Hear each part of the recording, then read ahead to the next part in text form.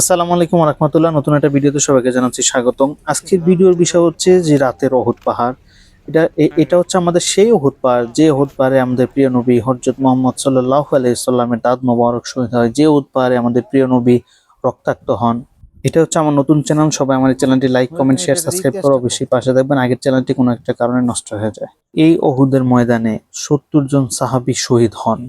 এটা হচ্ছে সেই উহুদ পাহাড়। এখন আমরা একবারে উপরে আছি, দেখেন যে কত সুন্দর লাগে।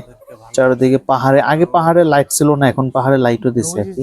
তো এই জন্য আরো বেশি অনেক সুন্দরভাবে ফুটে উঠছে। এখানেই আমাদের প্রিয় নবী হযরত মুহাম্মদ সাল্লাল্লাহু আলাইহি সাল্লাম মদিনা থেকে এসে কাফিরদের বিরুদ্ধে যুদ্ধ করেছিলেন। এই উহুদের প্রান্তরে ৭০ জন সাহাবী শাহাদাত বরণ করেন। এই উহুদ প্রান্তরে এখন একটি সুন্দর মসজিদ নির্মাণ করা হয়েছে। এই মসজিদের নাম হচ্ছে মসজিদে সুহাদা।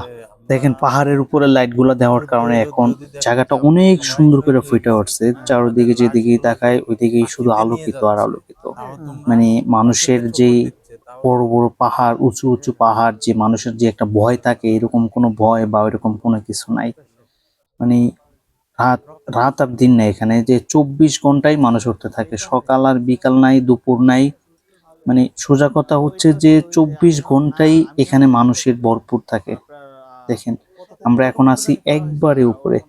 এই যে জায়গাটা দেখতেছেন, এটা হচ্ছে আমির হামজা এখানে শুয়ে আছে। আরো অনেক সাহাবী আছে, যে আমির হামজাকে ৭০ টুকরা করা হয়। আর নবীজির চাচা উনি এখানে শুয়ে আছে। দেখেন এই যে পুরো একটা এরিয়া দেওয়া আছে, এই এরিয়াটা নবীজির চাচা আমির হামজাকে নিয়ে পুরো বিষয় নিয়ে একটা ভিডিও আছে। এই বিষয় ডিটেলস বলা আছে ওই ভিডিওতে, দেখে আসেন।